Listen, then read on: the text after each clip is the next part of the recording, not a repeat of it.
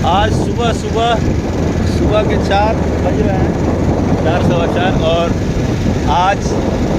काशी विश्वनाथ के दरबार में बाइक के सवारी के साथ साथ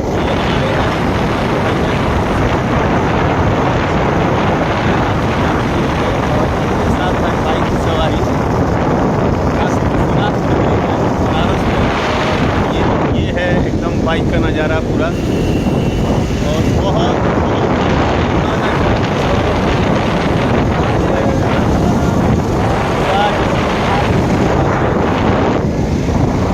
सब कमी बाटे सैया जानता तहारे में वक्त बनावेला दशहरे में, आवेला दशहरे में कि लाले लाले आँख तो के ताकेली आई ठीके आ देलो पर शादियाँ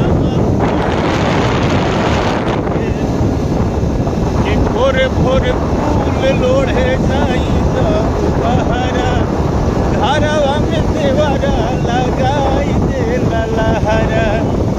कहतर ससुर जी की चल जाना सहारे में, पूर्वक बनावे आवेला दशहरे में। सुबह के राम राम सभी मित्रों को, सभी भाइयों को, सभी दोस्तों को अपना प्यार आशीर्वाद बनाए रखिए, और टिप्स भोजपुरी चैनल से और राकेश मिश्रा ऑफिशियल से मेरे नए देवी गीत का आनंद उठाइए,